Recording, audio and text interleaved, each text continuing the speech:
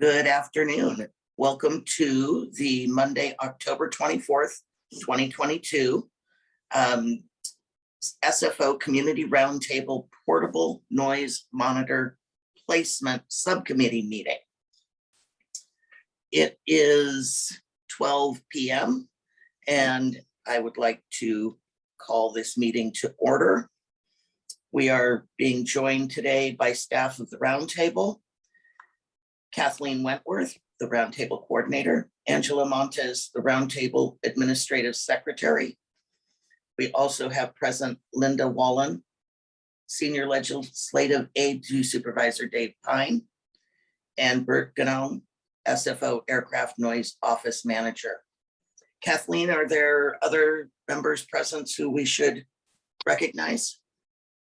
I don't see anyone else at the moment that won't be called for a roll call in a moment.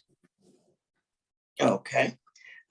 With that, can we get a roll call, please? We certainly can. Chair Terry O'Connell. Present.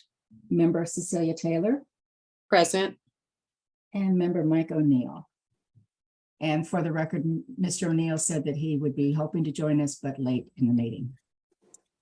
We do have a quorum. Great, thank you.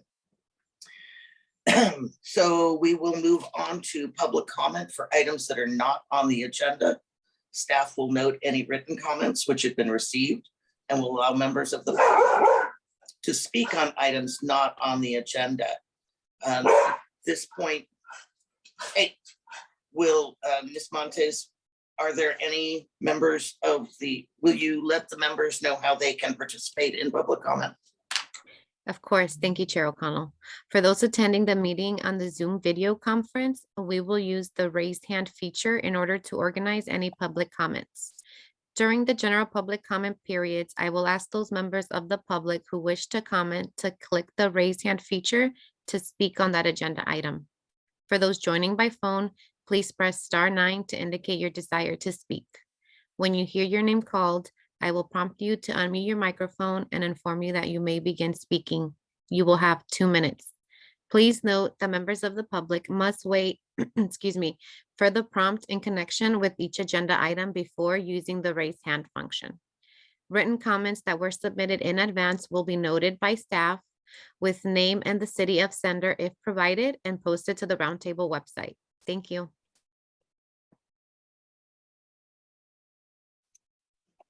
Thank you.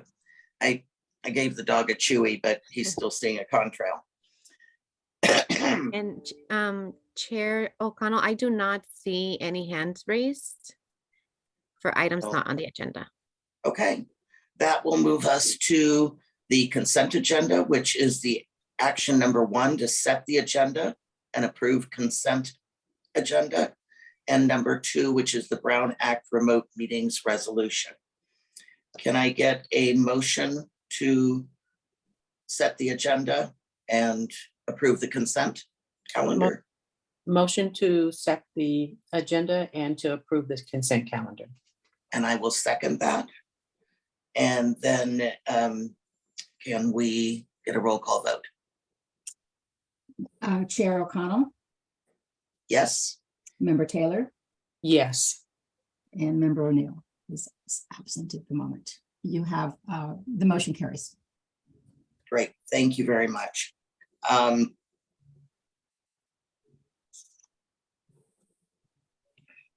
So that'll move us on to the regular agenda. And that is item 3, to review and update on the portable noise monitor placement ad hoc committee.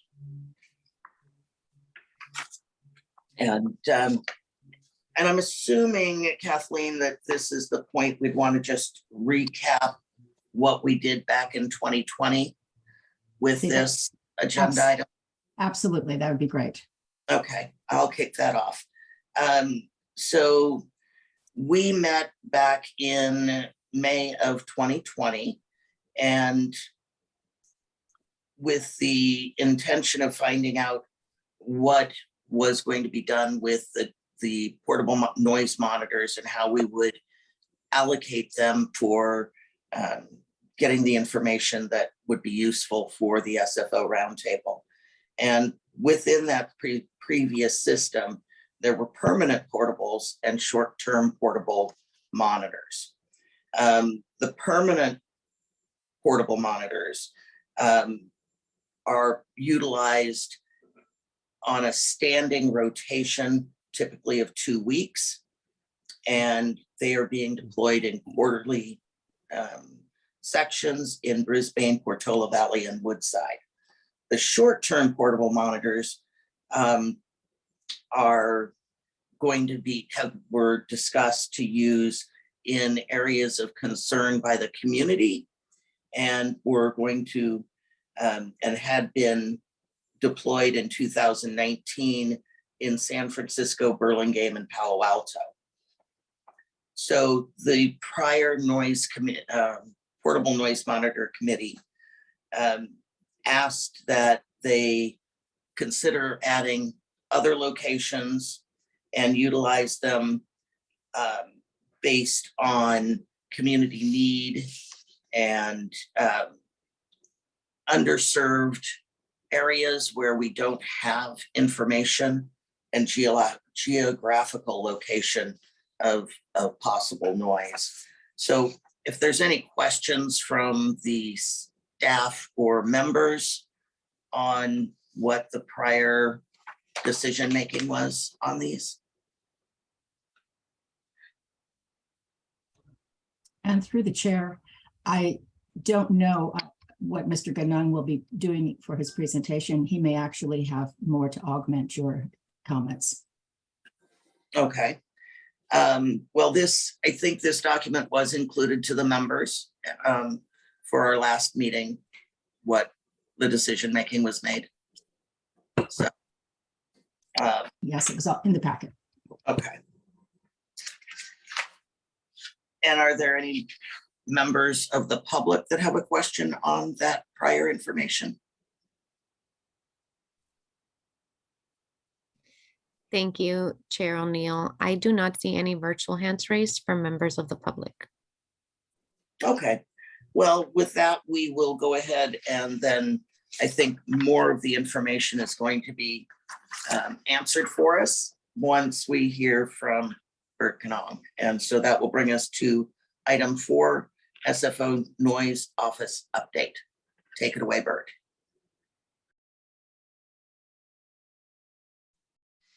Thank you, Madam Chair.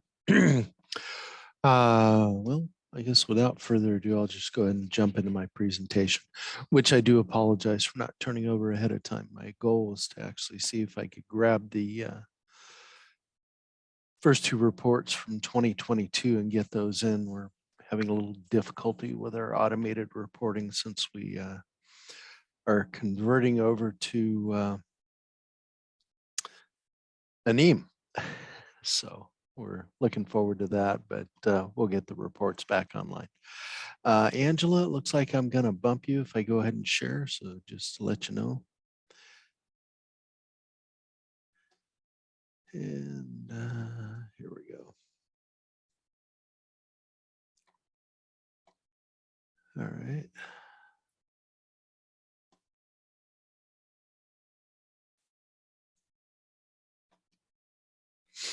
Oops, looks like we reversed.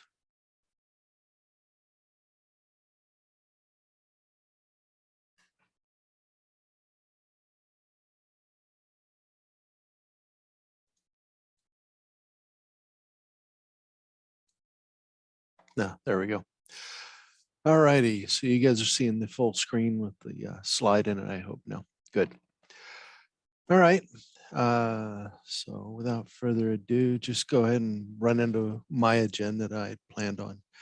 So quick review on the portable noise monitoring subcommittee. We'll review our current assignments, which are Pacifica, East Palo Alto, Menlo Park, and then East Palo Alto.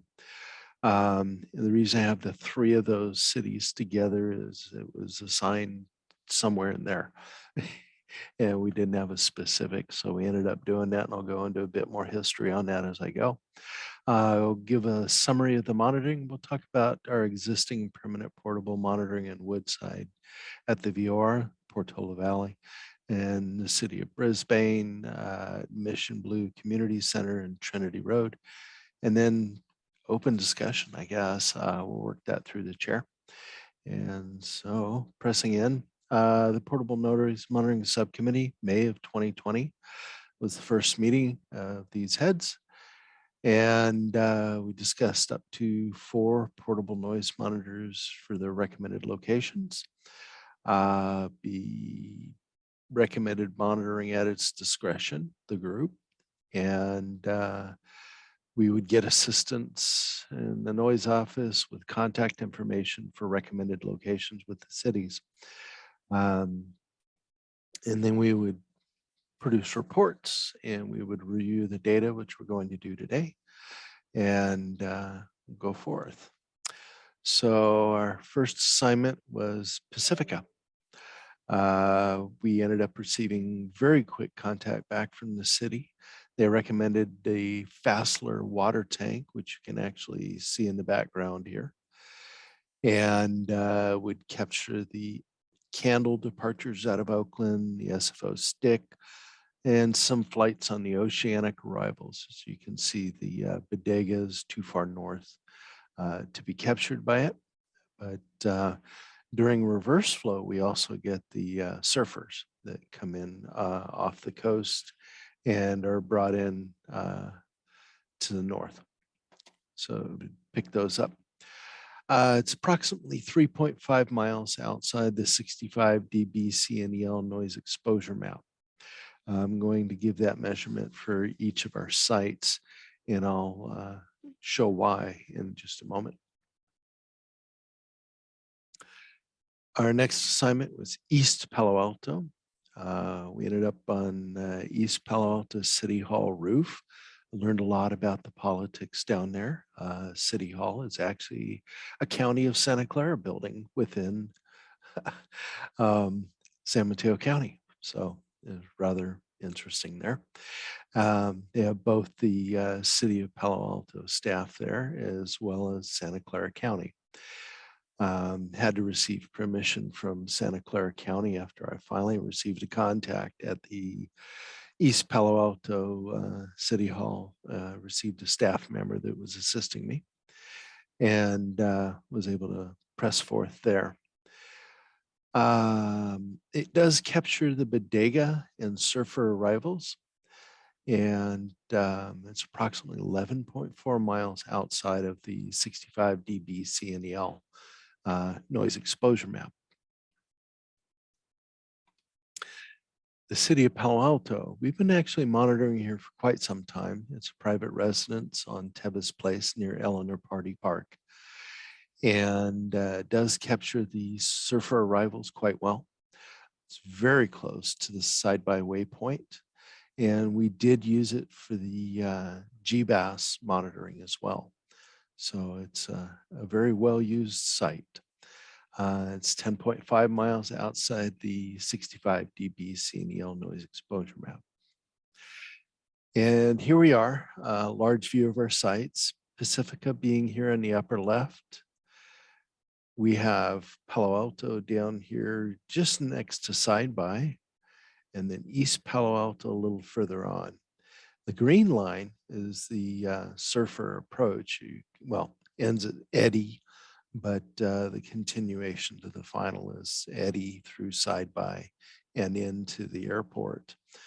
The 65 dB CNEL noise exposure map is on the screen. We do use that in this image just to give reference, because the noise exposure map is what we actually use for doing noise mitigation. And I wanted to show that all of these sites are well outside of that noise exposure map. In fact, most of our monitoring these days is outside of it. And the summary, so in Palo Alto, we show a level of, there are 3 measurements here the community CNEL and the total CNEL do overlap. So the green line is actually hiding that dark blue line, but it is there. In the city of East Palo Alto, you can just see it's peeking out. So you can trust me, it's there. And then Palo Alto, very distinct 3 lines. So on the city of Pacifica, we had a, goodness gracious, cover my notes up, a 35 decibel median of the scores. And East Palo Alto was 49 decibels. And then on Palo Alto, we had a 48 decibel median score for the values. And I did want to jump back to Pacifica. We, in December of 2020, had a considerable storm that came through, and it really played havoc with our measurement values, even though we did sit there with headphones on and did what we call grooming to clean the data and make sure it was assigned properly, and assigning wind events for wind events, community for community, and the aircraft for aircraft and the like. The automation in the system is definitely not that good, especially during foul weather. And so you can see a bit of a spike there from the somewhat norm it was showing. The other sites did the same. The Palo Alto did pick up in the community noise a bit of that wind noise. And so it rose.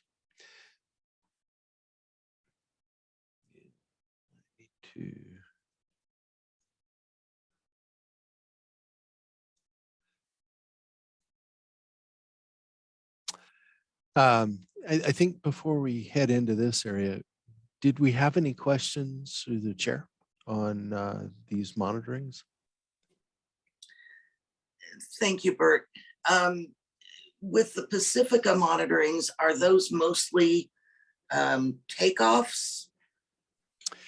Most of the events that were captured in Pacifica were, I guess, yes, you would say the takeoffs.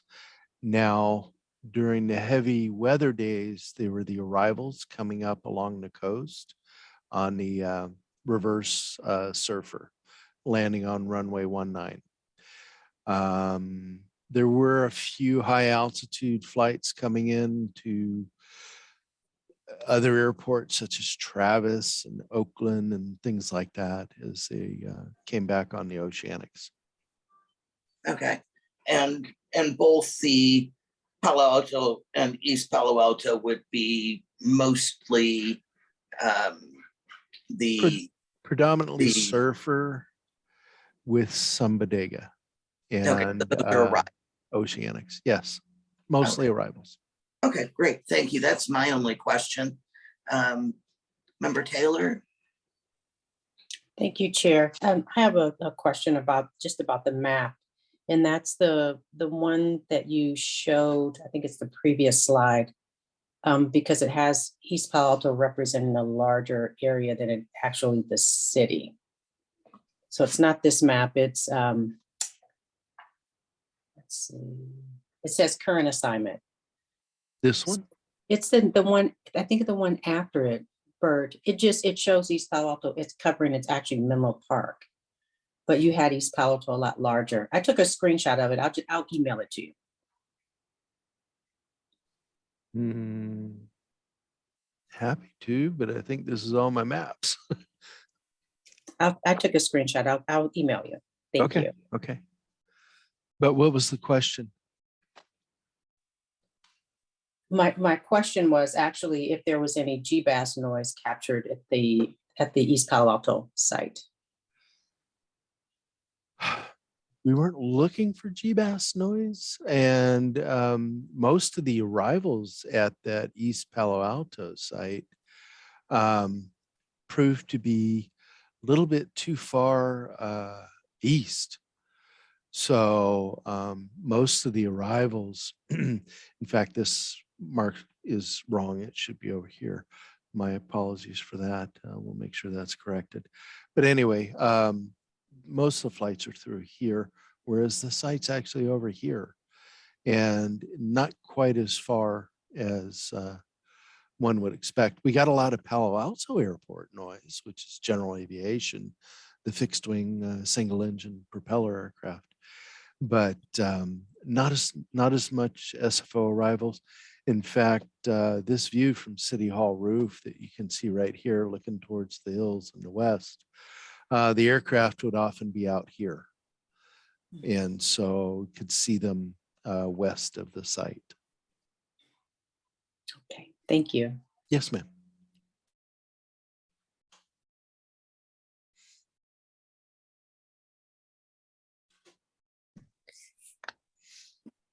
Go ahead, Bert. I think that was the only questions we Okay. had at the moment. I did. Pardon me through the chair. Sorry, Bert. I do see Ms. Woolen hands raised. Oh, okay, go ahead. Thank you, Chair. Bert, could you go back to the slide that had the data with the 3 locations? Yeah, that one.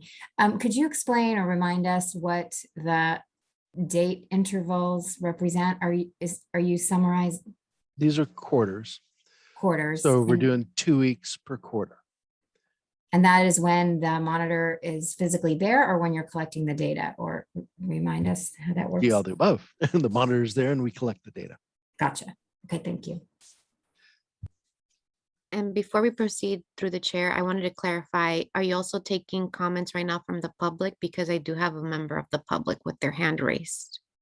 You know, it might be good to have the members have brief questions during this time for Bert, if he's going to be moving on to a next topic. So we're going to be moving on to something else, Bert, at the end of this. Are we ready for?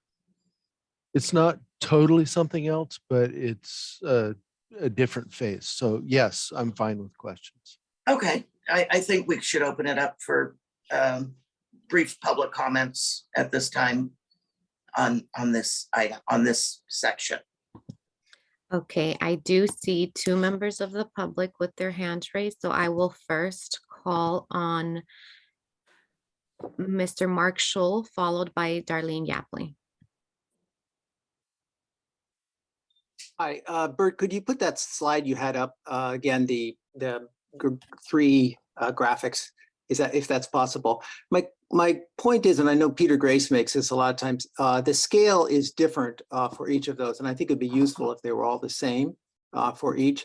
The second one I would say is, why would the traffic towards the end of the reporting period, the noise, be going up in Palo Alto but be level in East Palo Alto, given how close we are and we're relatively affected by, the same traffic, East Palo Alto more by Bodega than Surfer, but do we know why that might be?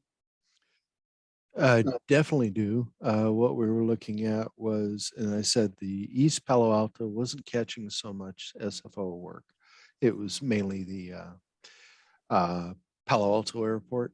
We caught some, but not near what we were hoping. The one in Palo Alto definitely was catching SFO arrivals on the Surfer and the Bodega and the Oceanic.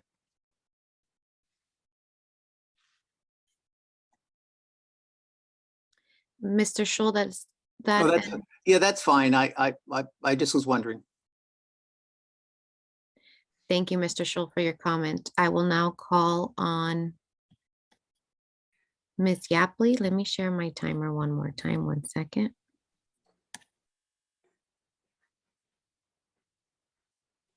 Oh, wait, no.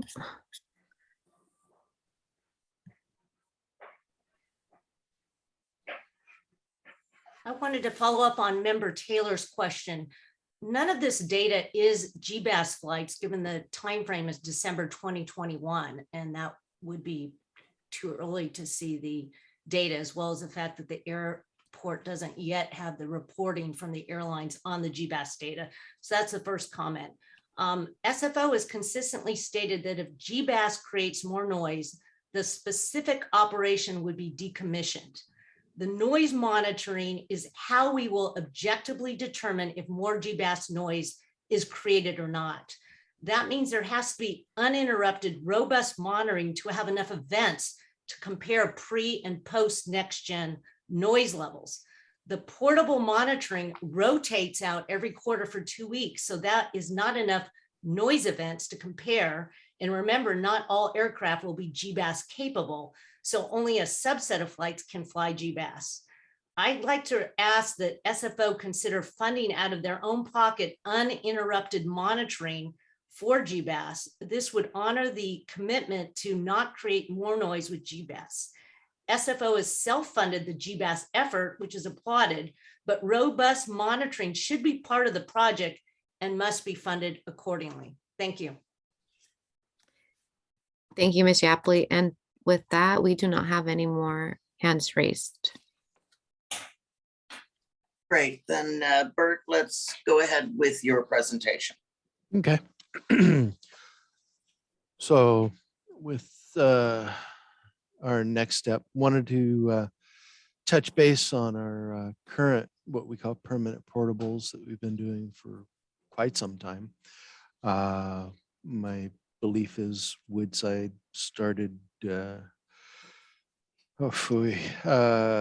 been on and off there in the last 20 years, more so in the last 10, and added in the Portola Valley site due to the vectoring of traffic off of the Surfer. And then we have 2 sites in Brisbane, the Mission Blue Community Center, which was for the newer section of Brisbane, was added in around 2015, and probably 2016 actually. And then Trinity Road, we've done quite a few different sites in Brisbane. And the Trinity Road location is the middle between the Mission Blue and the permanent site 7. We can show that here in a little bit. We're using a different map, but pretty much located right here on where my arrow is on the screen. And what we're looking to do is see if we can Bert, sunset some. we're not seeing your screen, we're seeing you. Well, that's no good. At least that's what I'm seeing. Well, if that's the case, and you're probably Yes. seeing that.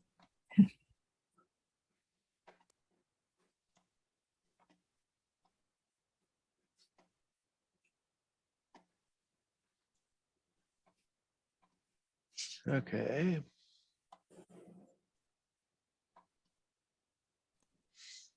Okay, are we seeing the map Yeah. with? Okay, Yeah. very good. Thank All you. right. So where my arrow is located is where I was speaking of, is the permanent site 7 for Brisbane. And the other 3 are Mission Blue and Trinity Road. And then down here is Portola Valley and Woodside. We were looking to possibly sunset some of these programs. And the reason being is they're well outside the 65. We're not getting values close to those. And so the amount of time that staffing is devoting towards the reporting is considerable. Even though we've attempted to automate what we can, it still does require a large amount of human gleaning the effort. The reason I call it that is we sit there with headphones and make sure that the monitor's collecting and labeling what it's attributing to aircraft and community and others. So that's where I end. If there are any questions, happy to take them at this time and go forth. Well, I will just say, Bert, that,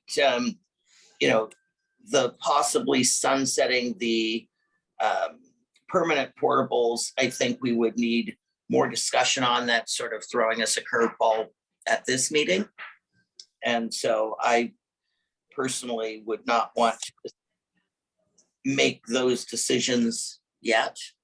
I'd like to see more where the resources are going to be allocated moving forward with the additional monitors, and we can make a decision on that as we go forward. But I think that's good information to have, that you're thinking about doing that. Well, we're definitely interested in working with the roundtable, and that's why I brought it to the roundtable this way. It was just a opening discussion. It wasn't meant to be, this is happening today. Good, good. Any comments from staff or members? Through the chair, I have a question. Please go. And thank you. And this is more just about the technology. Is the technology different between the permanent portable noise monitors and the temporary? Or are they the same devices? There's actually two types of monitors that we have. We have what we call permanent, and those are ones that are put into a footing in the ground. And then there are portables, like the ones you saw on the tripod. And there's a yellow case that goes with it that has the electronics in it and the batteries. The big difference between a permanent and a portable is two. First of all, there's a 20-foot or a little bit higher pole that the microphone is mounted on, gets it a little up and out of the ground noise. It helps for tracking aircraft noise. The other one is that we have an anemometer attached to it and a weather vane as well. But that gives us wind data so that we can actually rely on the device to tell us how windy it was. And if it gets over a certain amount, the data pretty much becomes garbage. And the reason I say that is it's all wind. Say if it's 25 miles an hour or more. Some instruments are a little more sensitive, but I believe ours right now are able to do it at 20, 25. And so we're looking to have cutoffs like that. That said, portables don't have that. And so we end up putting on headphones, doing visual observations based on noise graphs, as well as listening to the events to discern what happened. And I have one other question on the technology, and that is how often is it either updated or is the technology improved? Well, I've been in the field for 25 years. I know your consultant, Gene Reindel's been in longer, and you'll probably back me up and say there have been improvements, yes, and most of those improvements have occurred in recent times. So hard to say. Thank you, Bert. And are there any specific questions from members of the public on this item? I believe we have one more question from member Schneider, and now I see also Kathleen's hands raised before moving on to the public. Okay, member Schneider. Thank you, Chair O'Connell. Great question, Member Taylor. That makes me wonder if, well, first of all, given the current portable monitors or the permanents, but the portables that are picking up reverse flow usually means windier days, although wind coming from a different direction. Does that impact the data, the quality of the data collected for Pacifica, Brisbane, and East Palo Alto? And that's one question. And then the second question, given that many times out of the year, Millbrae, San Bruno, depends on where the fog line is, we are windy. Does that mean that the noise that any of the Title 21 monitors are picking up are not valid because it's too windy? 7 years on the roundtable, I've never heard that wind might be so noisy that any data collected isn't valid? One of the fortunate things about it is that when the wind is that high, it's for short periods. And so most of the data is good. Now, when it gets to that, like I said, we're on headphones, we're, pardon me, listening, trying to discern if there was an aircraft in there or if it was all wind. Most time on a larger, louder event like that, when we are having high wind events, it's all wind. It's very obvious. But there's the occasional day where you're listening to wind events and then you hear an aircraft go out and you hear it clear as a bell and it's like, okay, that's definitely aircraft. And we'll sort it as such and attribute it. Let's see, you asked about reverse flow affecting the quality of the data. No, typically we do have the windy days when it is reverse flow. You're correct. The other times it does happen with reverse flow is when Oakland will be under wind events and things like that, and it will be changing their direction of flow. And as such, we can't be in a standard west flow, so we'll go into a west flow.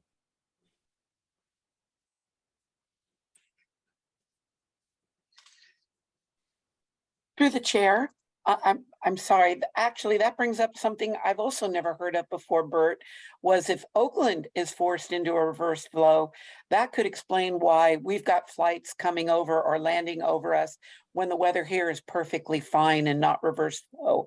In the future, can those days somehow be recorded in some of the noise reports?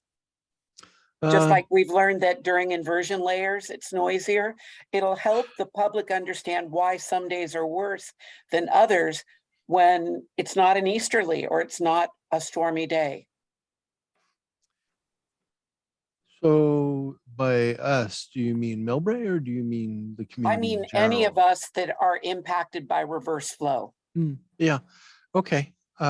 We do report that in the director's report with the runway usage in the percentages. Okay, yeah, that's why I tend to use 15 to 17% on reverse flow when I could never get the weather days to match up. It's not obvious, Bert.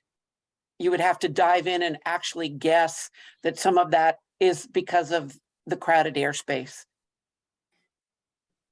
I think what Member Schneider's trying to say is to note when it is just Oakland that's on a reverse flow that changes our flow. Thank you, Chair. And make a note of when Oakland is having reverse flow issues that may not be, ours are not necessarily weather events. They're because Oakland's on Okay. reverse flow. Yeah, we're actually that's- looking at doing some changes to our website that might help out in that area. We've had other people asking about weather and flow. So let me see what we can Great. do. Great. And Kathleen, you had a question for Bert? Yes, Bert.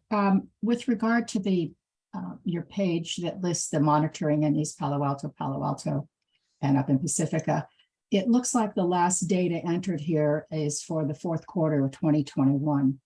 So do you have a statistical information on what the volume of traffic was like at San Francisco Airport, not the passenger count, but the operational level of the aircraft for this versus pre-COVID times? Because we're still not up to full pre-COVID. So these data would not be completely representative. back, but we're So this- getting closer. Right. We do have the tower counts. I can pull those quarterly and run those. It would be interesting to know, and to know what this data reflects, what percentage of the pre-COVID flow operational data. And then last I heard from Mr. Satro, I believe I think he said we were up to maybe 85%. And I don't believe that was operational. I believe that probably was a passenger count. So maybe we could start talking in terms of. It was operational. So Operational, great. 85% operational. Passenger count numbers definitely come back. Right. So, their airplanes are just full. This is the Right. best way to put it. And that's good. Pack them up into the least possible planes operating. So you're going to get back to us on that? I'm sorry, I spoke over you. Yes, I'll definitely pull the tower counts quarterly and we'll share those out. Okay, and this is obviously pretty important if in fact there's any discussion to be had for sunsetting these portable noise monitors, that we have the very latest data based on at least 100% of pre-COVID numbers, because chances are there's always a chance and upside to the operations increasing. Second question, different topic, is so with regard to these portable noise monitors, whatever category they're in, do we have any over the last 3-4 years or so, or since the committee met in May of 2020, have there been any applicants from cities requesting use of portable noise monitors? Do we have a list of those somewhere? Are you asking me or the committee? You, Bert. The noise office, as I mentioned before, when I met with the committee, that we will take in all direct callers from the community that request portable noise monitors and go ahead and add them to our list and go through the list and deploy those. So those are ours, direct burden. And yes, we have received a few of those and completed those in the interim. We do post those reports on our website. I don't know if the committee is interested in or has been using the website at all. We do post all of our reports going in. I'll go ahead and change that real quick. Let's see about stopping the share and moving over. So Bert, I think one of the questions that I would have is, has there been a inability for your office to get to all the requests that individual cities may have or individuals may have on the noise monitors? The cities are asked to go through the roundtable. Individuals, we take those direct. We've actually been able to keep our list active and working. And the reason I say that is a lot of times we call the individuals and they go, not yet. Wait till traffic returns, or I don't think it's time yet. I'll let you know, or call me back in 6 months is a standard answer. So, I mean, we're trying to be accommodating and do what we can to answer people's questions. And so we currently don't have a backlog necessarily. Well, it depends on how you look at it. There are names Right. on the list that have been on the list for a long, long time. And we are in contact with them, churning the list to make sure who still wants it and who wants to drop off. So in my eyes, the list is current, meaning that we have fulfilled all of our obligations for monitoring and that we are checking in with people to ensure that they're not being forgotten. Okay. Kathleen, I see your hand is still raised. You have additional. Yes, if I could follow up on your comment. So Bert, help me understand. We've got people, individuals, Joe Blow, calling you up and saying, I want a noise monitor in my yard. Joe Blow goes onto a list in your office and joins other people who are on the list. Mhm. And then Susie Jones, mayor of a San Mateo County city, calls and says, I want a portable noise monitor. Does she go on the list with Joe Blow? No. Okay, She so goes there's into the roundtables subcommittee list. okay, so you we have guys would two work separate with them. lists. Yeah. Okay, so with regard to the roundtable subcommittee list, is there a list? And if so, who's on it? Right now, we have no list for the roundtable subcommittee. The only cities that I know of are the 3 that we have done: Pacifica, East Palo Alto, and Palo Alto. I am aware that Menlo Park would like a permanent monitor, permanent portable monitor. And that's about all that I can recall at the moment. So what's your understanding, Bert, of the process for if a city were to pick up the phone and call you and say, I want one on my city hall roof? What is your expectation of what the process is between your office and the Roundtable? At that point, if I received that phone call, I would refer them to you so that they may be put into the queue for the portable noise monitoring subcommittee. Okay, and so for the past 3 years, you haven't had any requests? I've spoken with Cecilia at Menlo Park. Okay. Okay, that clarifies it for me. Thanks. And Bert, Menlo Park's request was for a permanent portable or a temporary portable? I was asked to do a one-time monitoring following East Palo Alto deployment, and I did that. And I said that if Member Taylor would like to find a permanent site and have it done quarterly, that should go through the subcommittee. Great, thank you.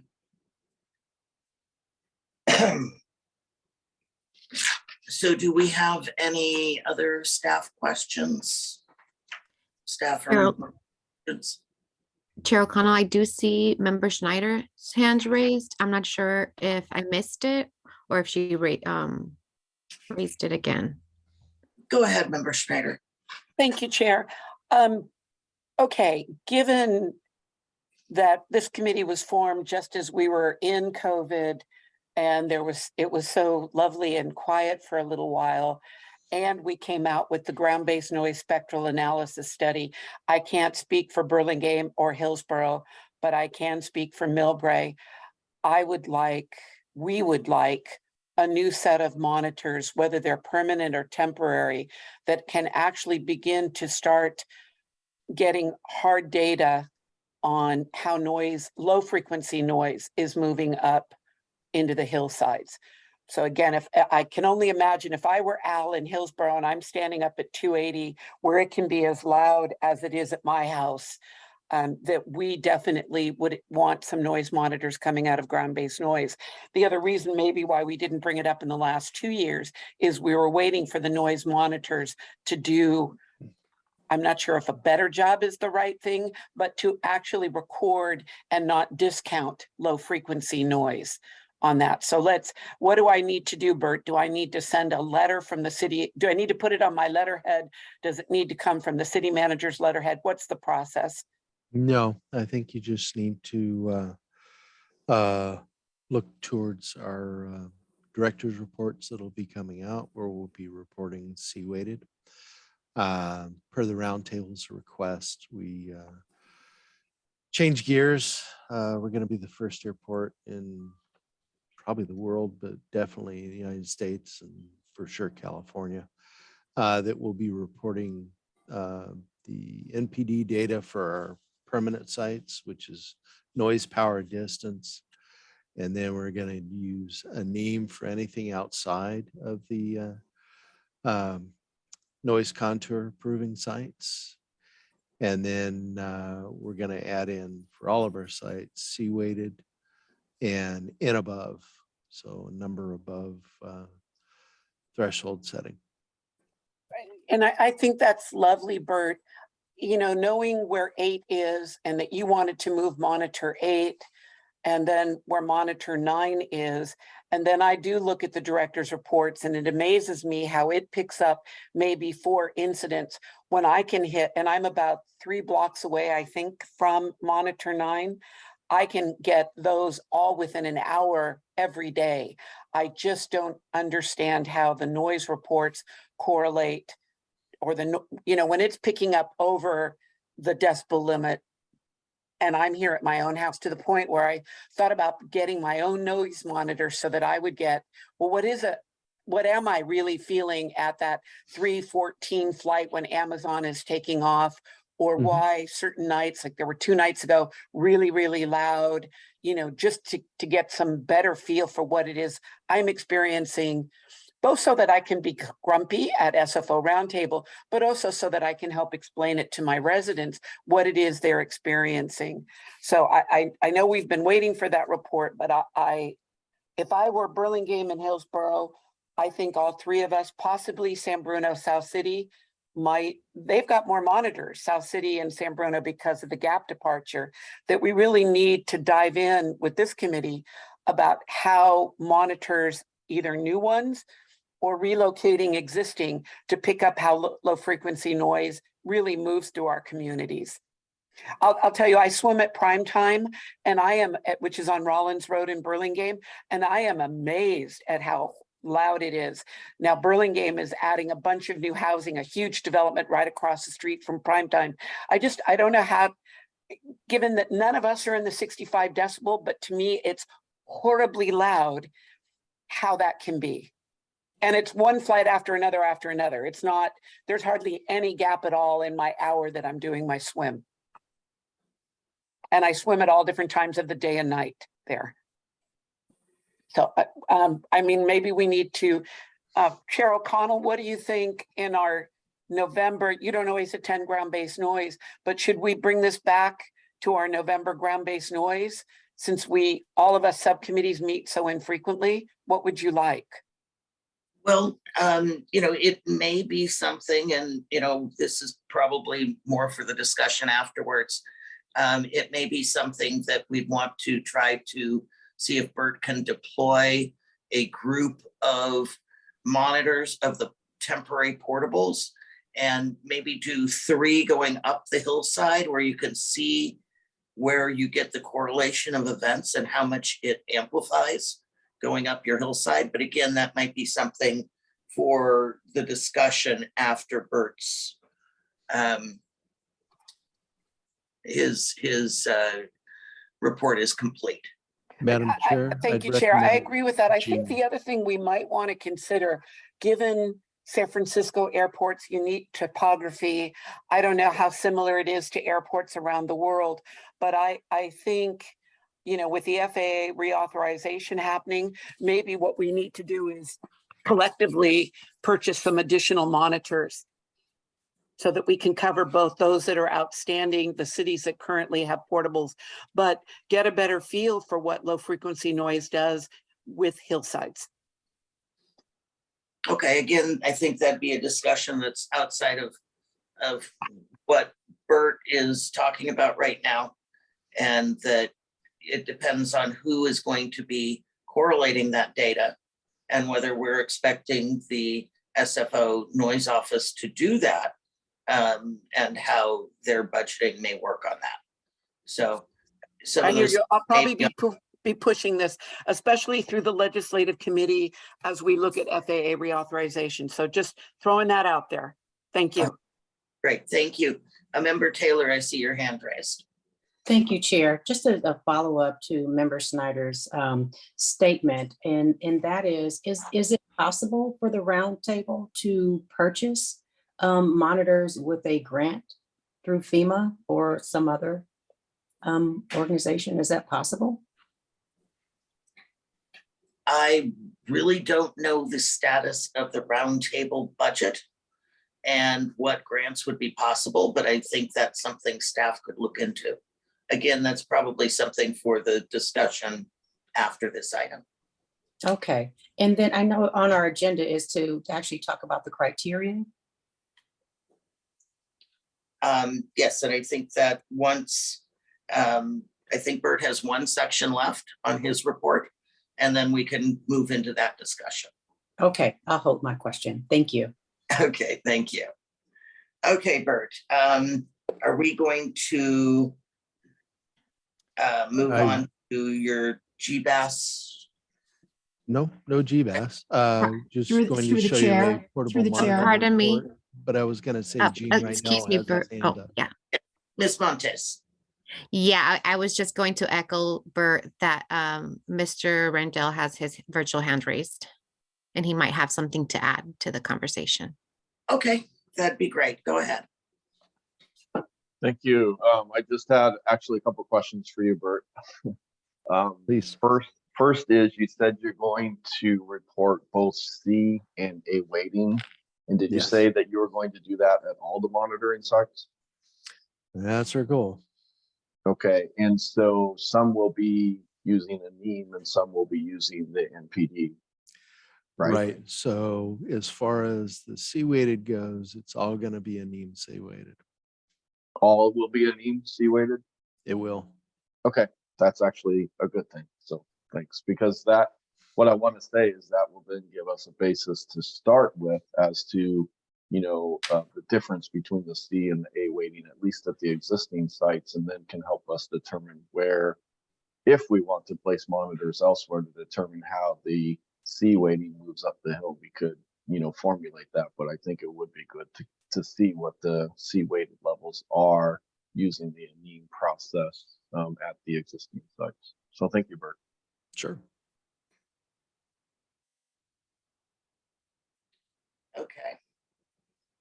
So Bert, are we done with your update? I see Linda Wolin with her hand raised. Oh, okay. Go ahead, Linda.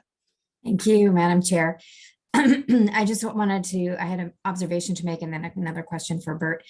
The observation is just about the process that was just described for the cities and how the requests for placing a monitor in rotation in their city is something that I think a few of the roundtable members are quite familiar with, but many are not.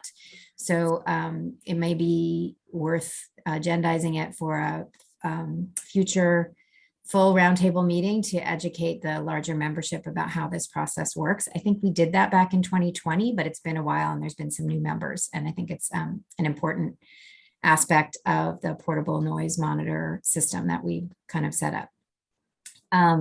My question for Bert is just going back to the intake of requests from individuals.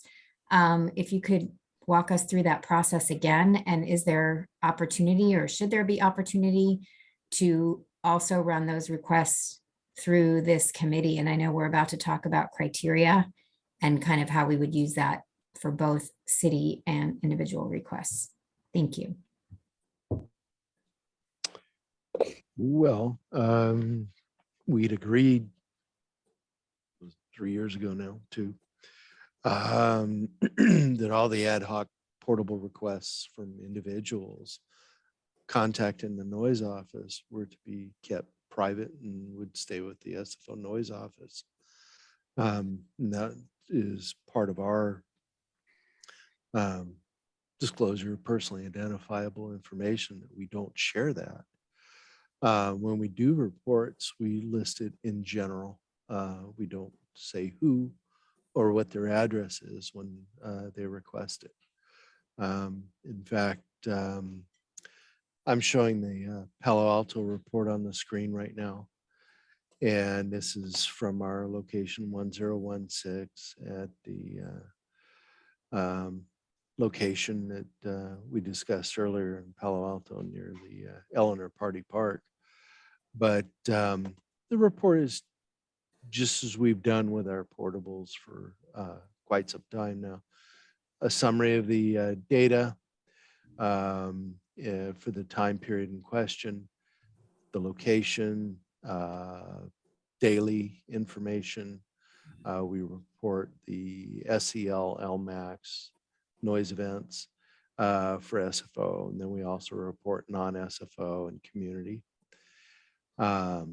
The community noise event level, along with the aircraft and total listed here, CNEL. The average sound exposure level by aircraft and community by day. The noise events by time of day. So we're looking at day, evening, and night. The noise event by hour of the day. And the noise events by altitude over the site. The percentage of events by airports. and the types of aircraft and the operation type, so departures and arrivals, the noise events per day we're looking at versus noise reports. So it's kind of interesting to see the trends. Don't always follow the upswings and downswings in traffic, as you can see. Exactly. Sometimes they do. The how many noise reports we received overall by day, and the locations in the general area, the photo of the deployed monitor, and then an appendix is always with each of our reports. Through the chair, I wasn't asking the noise office to reveal any personal or private proprietary information about the individuals, but more general area of the city, just for purposes of comparing. Well, I mean, the purpose of this committee was to establish criteria so that portable noise monitors were rotated in a fashion that reflects where the greatest concerns are, or where the areas of concerns are that have been identified. So Yes, on that one. So there are 8 monitors total. We would use 4 for the ad hoc requests, and 4 were left up to the roundtable to deploy where they had concerns of noise. This came up from discussions both with residents that were inside and outside of the roundtable purvey. And so that was one reason why we decided, well, we could probably be a fair assessment of saying, okay, 4 go to each party and we deploy based on that. So Linda, what I'm hearing is that you'd like to have more basic information on which communities are making personal requests, so that we can see if there is, some kind of adverse need in a certain community, or that community is expecting more, so that we can see what needs are being fulfilled. Is that where you're going with this? well, I would certainly defer to the chair on that kind of decision. I had forgotten about the 4 and 4 arrangement that I got lost a little bit in the discussion.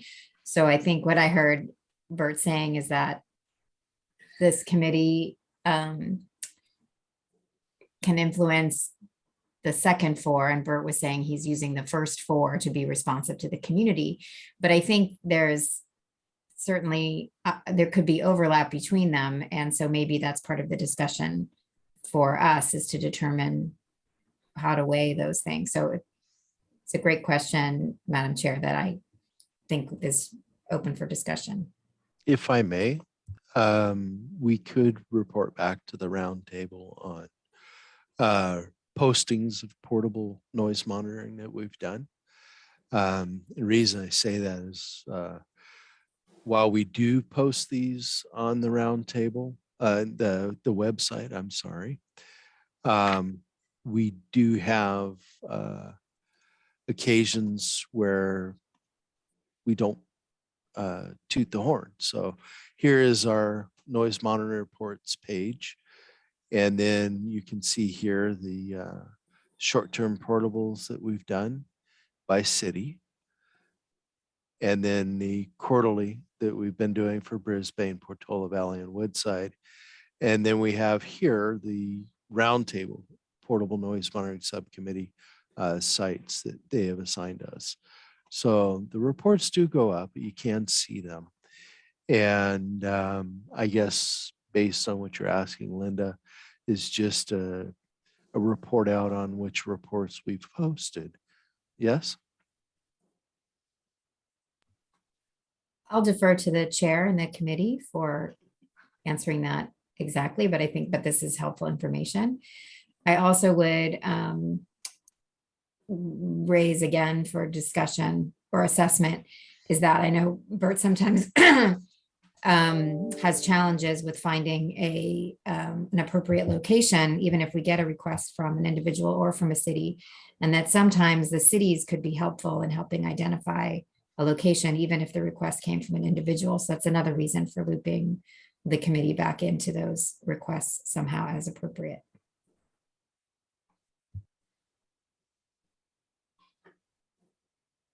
Okay. Again, when we get into discussion, maybe we can delve a little deeper into that. Is that concluding your report, Bert? Yes, ma'am. Thank you. So do we have any other members of the public that would like to ask a follow-up question of Bert on the items that he discussed? Thank you. I do see one hand raised from members of the public, so I will go ahead and call on Mr. Marshall. Yeah, just to comment on a couple of things. And I know you like my comments on the spectral analysis, but actually during that time, the monitors were deployed. And if you look at the details of the report way in the back, they actually divided out by frequency. And it's really interesting if you just look at the frequency information of what noise travels up into the hills and what noise doesn't, depending on frequency, which is something I pointed out earlier. I did check with Justin on this, and unfortunately, none of that data from the monitors actually used in the spectral analysis report. It was all generated data from the model itself, which is more A-weighted, and unfortunately misuse of it. I would also point out that, for example, the monitor at the Woodside VOR basically did not show really any airplane noise above background noise all the way back when the VOR overflight height was 7,000 feet. It's now 8,000 feet. And I really do question why that is still a permanent monitor if it's really reporting, nothing. The altitude's been raised like the Roundtable wanted. They moved the track. Those planes now fly over Palo Alto and East Palo Alto. So, you've already got what you want. I think the monitor really shouldn't be there. And it is kind of inconsistent to have a monitor for traffic at 8,000 feet, but when that same traffic gets down to 3,000 feet over Palo Alto, there's no monitor. That just doesn't make any sense. Same is true for some of the permanent monitors like the Redwood City. There isn't much traffic there anymore. And if there is, it's going to Palo Alto at much lower altitudes.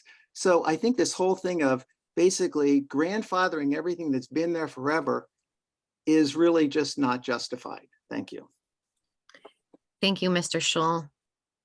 And with that, Madam Chair, we do not have any more hands raised from the public.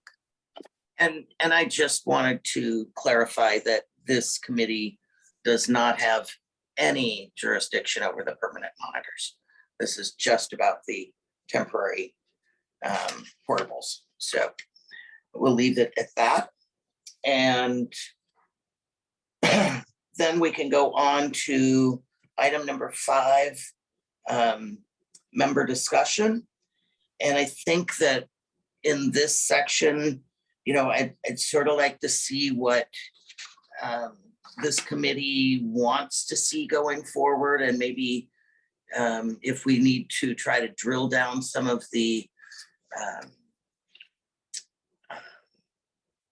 data that we're trying to get at, and how we can best serve the Roundtable and the public on placement with these monitors and our procedures for placement. So with that, I'll open it up for discussion unless our Ms. Wentworth would like to make any comments on this section.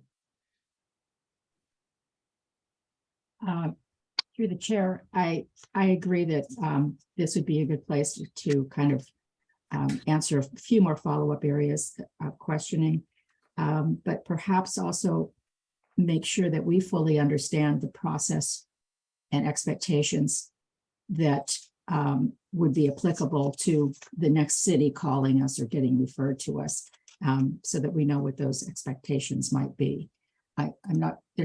It's been kind of a long time, and I like Linda's idea of having maybe a report out in some detail to the regular Roundtable meeting so that people understand the process. But I just hope that we internally on this committee understand the process before we get to that point.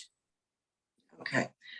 One question I may have for Bert and in this area is right now we are doing, we have 4 sites that we do quarterly use on with those 4 monitors. Does that use those 4 portables to their entirety for the year? Or is there some gap with the quarterly reporting as far as time where they could be used in another location?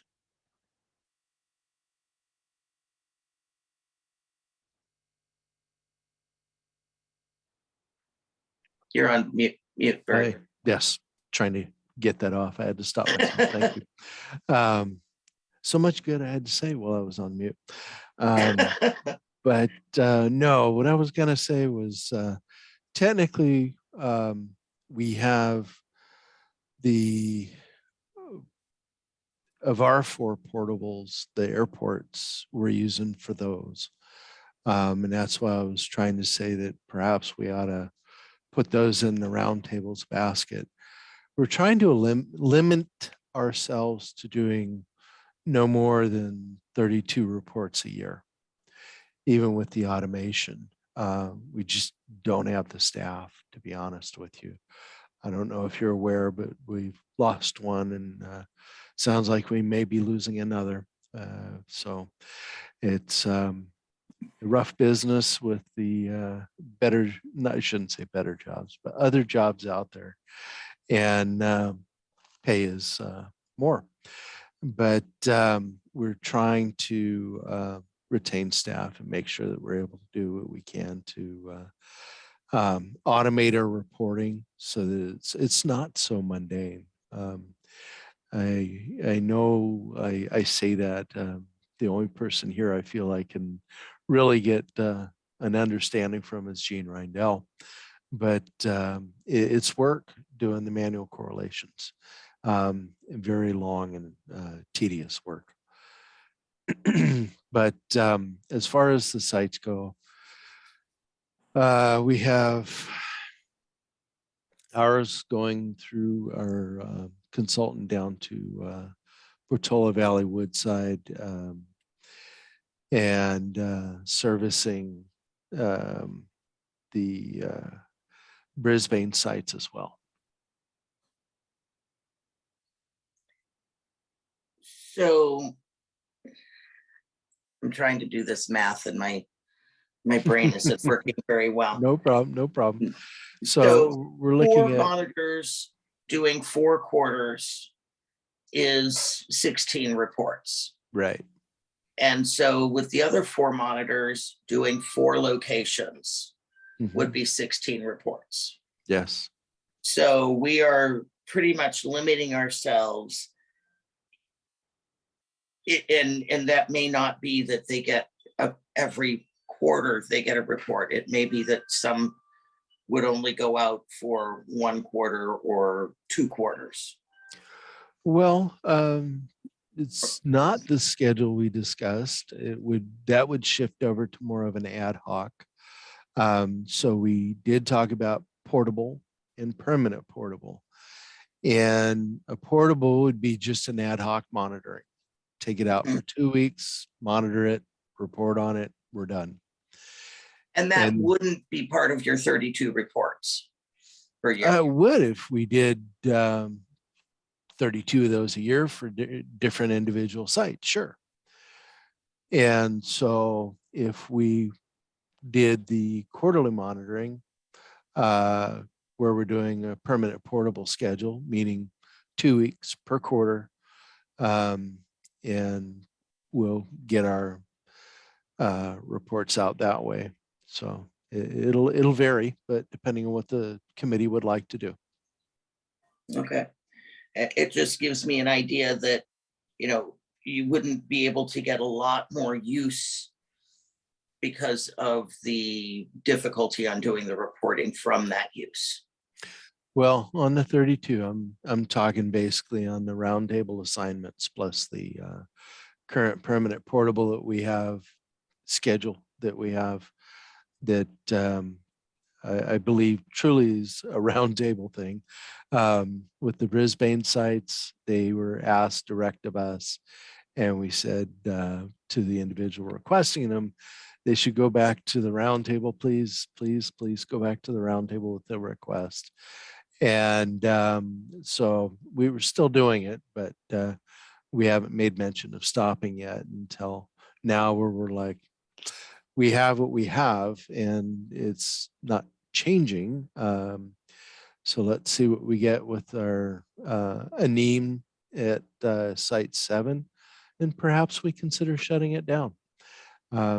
Might be a worthwhile thing at that point. That's all we're asking. Okay, well, I was just thinking of how many more applications that the airport noise office would be able to actually do reports on. And so, So we did, I think, an additional 4, 5 monitorings this year, ad hoc, in San Mateo and Burlingame and see, we did another one actually closer in. That might have been another Burlingame, Belmont, actually. So the individuals are there. And, Montero was the other one. And so we definitely get the request. We definitely attempt to monitor for the individual's requests. And we are happy to report out and share it with everyone once we're done. But those take time as well. and those are included in your 32. Well, I didn't, but it depends. If we start getting a lot of individual requests, we may have to start saying, okay, our limit's 40 and we're done total. Okay, there. But right now I'm calling it 32. Okay, so you want, it's 32 for the full-on reports that are going to the roundtable that are, Yes. data driven and that are cohesive, where you can go month to month or quarter to quarter to quarter. Sure. And look at historicals. Any of them, yeah. But on they the all other- take the same effort. The others will be a little bit lighter reporting, I would assume. Not much. Okay, but they're Not not the much. comparative data necessarily. The quarterlies require a follow-on like the data I shared with you today. Okay. I'd like to open this up. Do we have any other comments from members or staff?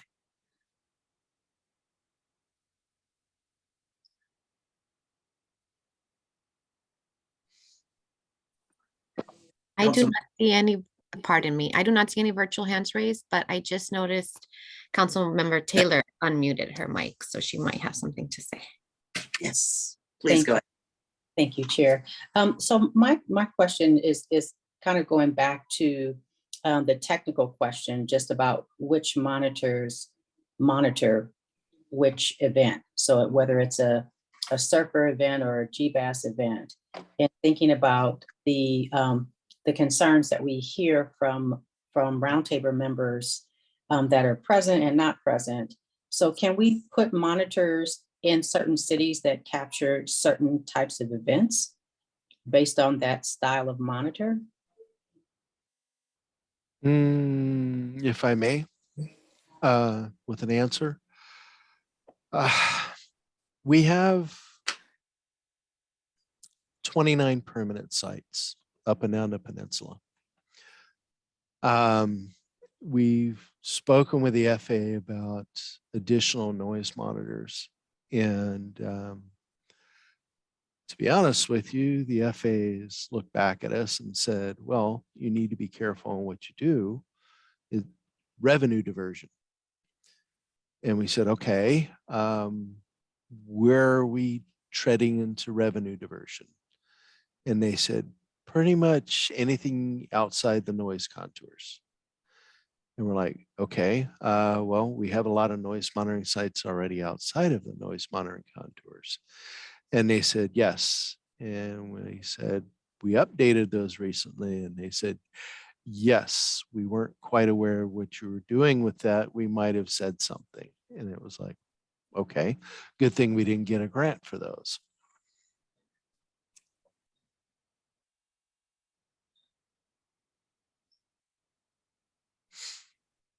Did that answer your question? Yes. Thank you. Okay. Any other? Through the chair, follow up. This is Ann. Sure. Sure. Bert, that comment that you just said with the FAA saying, hey, again, knowing our unique topography, knowing our unique airspace with 3 major airports, blah, blah, blah, blah, blah. Mhm. Did the FAA send you that information in writing? We specifically no. Now, this is a verbal conversation that we had, and we're due to have another one come up.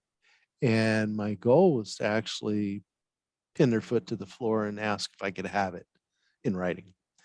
So just so you know on that one, I will go ahead and share my screen one more time. I see Gene with his hand up as well after Ann there, if you don't mind, Mrs. Chair. But let's go to, sorry. Bert, I would only say that if you need some additional cover, I am happy to have the city of Millbrae write a letter saying that given the current way that FAA records noise or attributes contours to noise, that we believe that that is not a true reflection of reality and that monitors are needed outside existing contours. Well, I put up on the screen right now are permanent sites that you can see along with the noise contour. In fact, there's 28, just came on the screen down here. At the very bottom is our furthest south permanent site. But you can see we have a large cluster around the airport. Most of them are for validating that noise contour, as you can see by where they lie.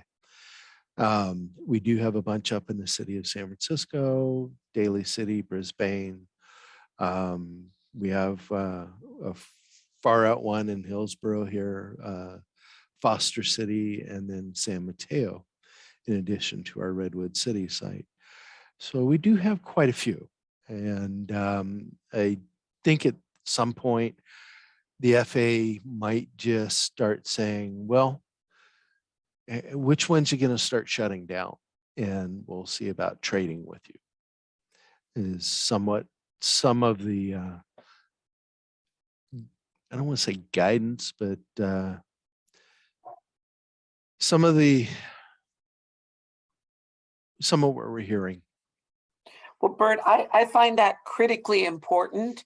And Kathleen, I think maybe that's a discussion for the next full roundtable on that. Not to put Bert on the spot, in this case, trying to give San Francisco staff the support they need to keep at least what we have, let alone what we need to reflect what we learned in the spectral analysis study. So Bert, if you're okay with that, I think you would get a letter from a lot of cities supporting the need to keep the existing monitors. We may get those letters, but like I said, I'm pretty. Well, they're not directed at you, they're directed Right. at the FAA. Right, Yeah. right. But what Yeah, I'm yeah. saying is I'm pretty convinced the FAA is going to stand their ground. And if we could, I'd actually like to get Gene Reindel in an honest discussion. Sure, go ahead, Gene. Yeah, so what I wanted to add to this is that it is the current FAA guidelines and policy to not pay for noise monitors outside the 65 DNL or CNL in California. They have continued to allow, like if you upgrade your system and you had acquired those before they made that policy, which was around year 2000. It was, late 90s or early 2000 something that they actually updated that and made it very clear that you are not, as an airport, to purchase and put in noise permanent monitors outside the 65. but that was part of the reason for allowing airports to have portables, was that you could actually use the portables to measure outside the 65 if there was such a need to do so. And so I think, again, using the C weighting that Bert is in the process of analyzing, having that information on C weighting may help us determine, how the areas that you're talking about, Ms. Snyder, up into the hills there, and how, maybe low frequency goes different than the A-weighted noise levels of the CNEL contour. But until you have such evidence, they would not, again, and this is just for permanent monitors, allow the installation outside the 65. Understood. And I hate to, I'm trying to think of the common snarky comment, but if the FAA only allowed monitors at what is perceived the 65 decibel and planes keep getting bigger and heavier, then they will never know if noise is now outside that 65 decibel. There are just so many ways to punch holes in that rationale, or the rationale that the FAA is. And I'm sure I'm not showing anything new. Every time I look at that contour map, I am insulted, because it certainly does not reflect what happens here in Millbrae. So I will report to my city manager and say we're very concerned. Thank you. And thank you, Jean. Good explanation, but oh my gosh, FAA, come live in reality land.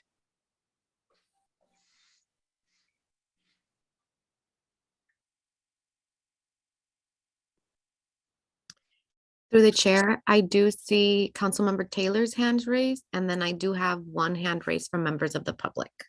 Go ahead, Councilmember Taylor. Thank you, Chair. In the interest of time, I'll make this quick. I'm requesting that we agendize, if possible, at either our next meeting or possibly at the SFO Roundtable meeting, a discussion about purchasing some additional monitors, especially just considering GBAS. And then the second item is it possible to change the length of time that the portable and/or permanent portables placement? So if it's not 2 weeks, we can shift it to 4 weeks, because there seems to be an interruption in collecting data. Thank you. And I'm not sure if having 4 weeks of data would make reporting easier or more cohesive for the airport if those monitors were in situ for a longer section. But I think that's something that we could maybe put those requests in writing to the noise office and see if that might be something that Bert's office could work with, and whether that'd get better data for us. That's something I really don't know, and maybe we can work on something in a draft form to bring back to the whole roundtable. And Madam Chair, if I may, if we go to 4 weeks per monitor, then it would be 16 reports that we would be able to do. Okay. Okay, so the longer the data spread, the less reporting amounts you could do, because it'd be Yes, for a longer period. So right. it'd almost be like, instead of quarterly, it'd be thirdly. Yeah, or half biennial. What I'd Okay. really like to do is truthfully sit you guys down at a terminal and show you how we actually do the correlation work. It's ugly. It's not fun. Okay. Okay. This is Gene Rendell, just real quick. I'm sorry I didn't raise my hand, but I just wanted to say that noise monitoring is a very labor intensive proposition. So just keep that in mind, because I do feel for Bert, if he is down staff, that it is going to be even more difficult. It is just labor intensive. I just wanted to back him up on that. Okay. So are we ready to ask for the public input here?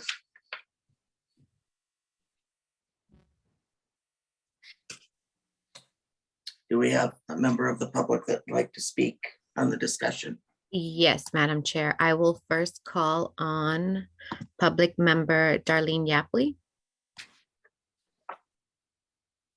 Hi, I'd like to highlight something Member Schneider said at the last roundtable meeting, and I want to credit her for reading the director reports, which is we should put the monitors where the noise is.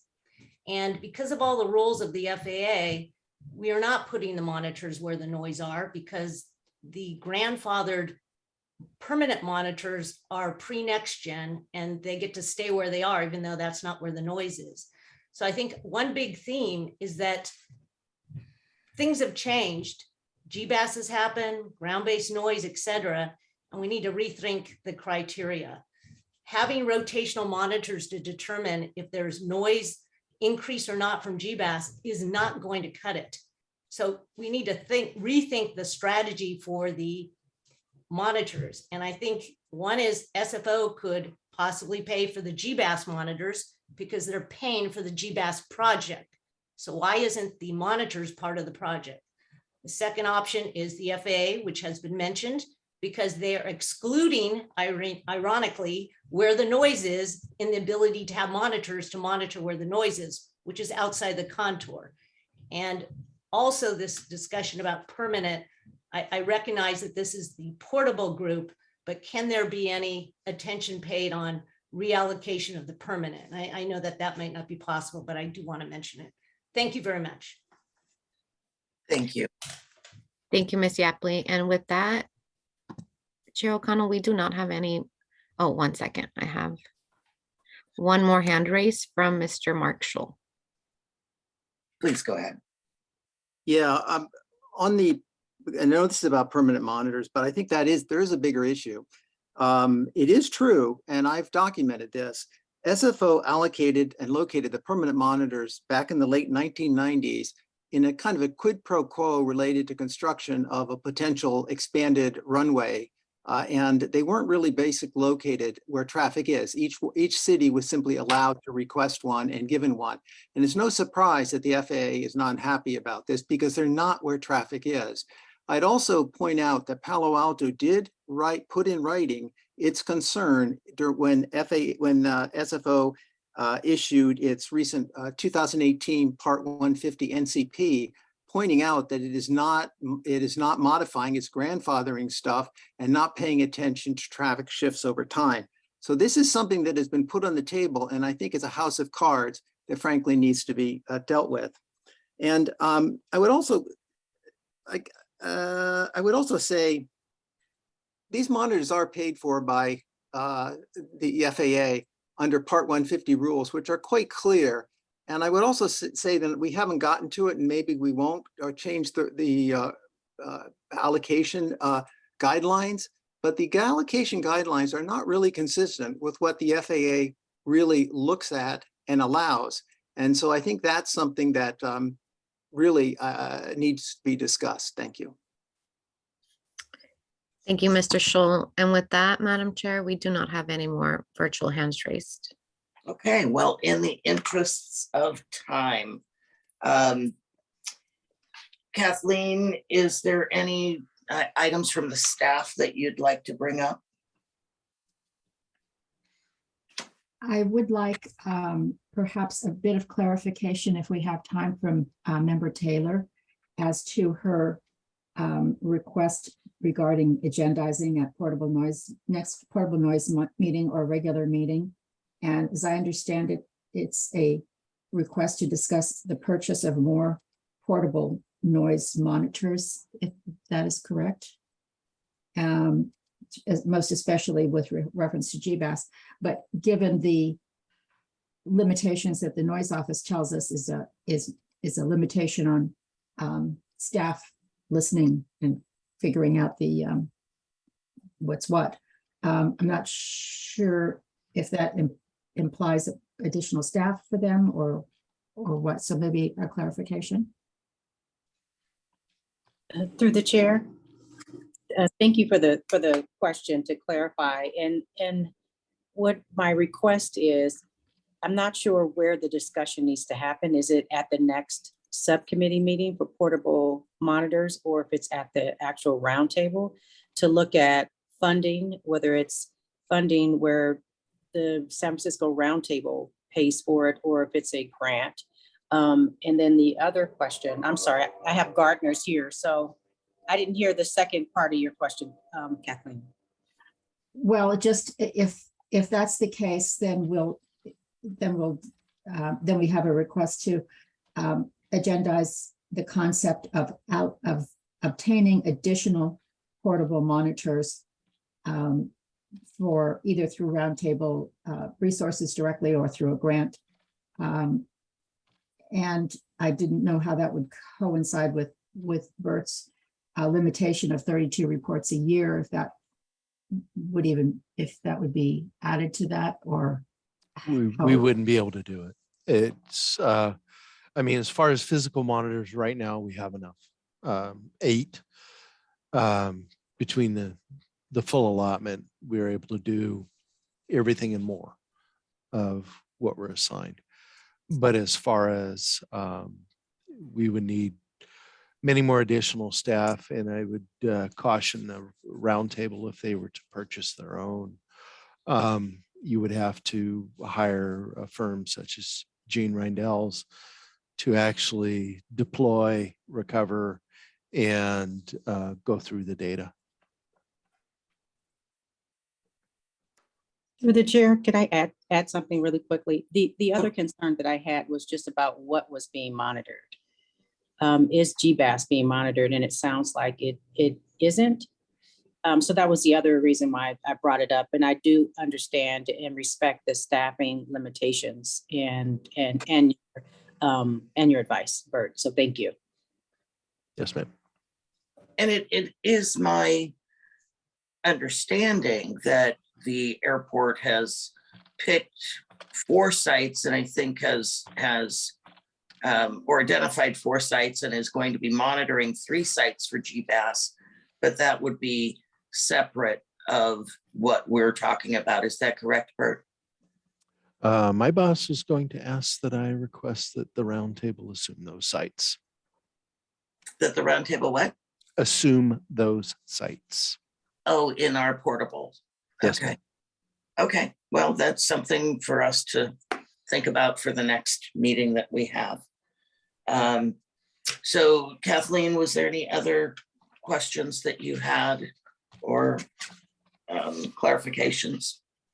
I think going forward, we might want to discuss with Bert this list of individuals who are getting the noise reports, since they're part of the 32 allocation that's available.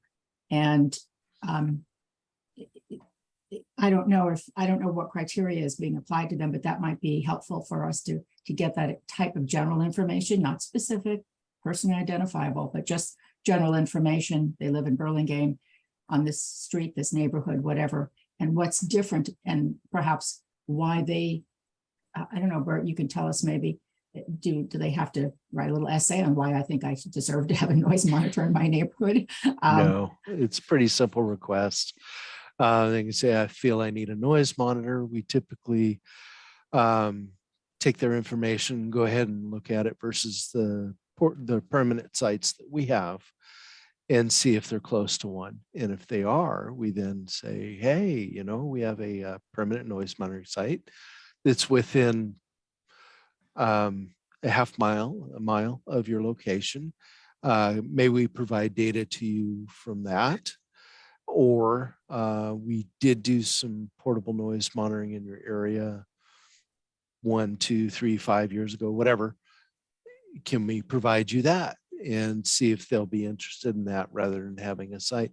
Most people are interested, believe it or not, in having the data right now, and they will take what we have to give them. Rare occasion that we have somebody say, no, I absolutely want it to be in my yard. And at that point, we give them our stipulation sheet, which I believe I shared with the Roundtable before we met last time. And so that's simply that we are able to find a secure location within your property, that we have power. Fortunately, low draw, very low draw. The other one that we ask is that the information be for the individual and not for a group. We've had that before where somebody will be fronting for a group, homeowners association or something like that, and wanting it for commercial. And we say, no, that's not what that's for.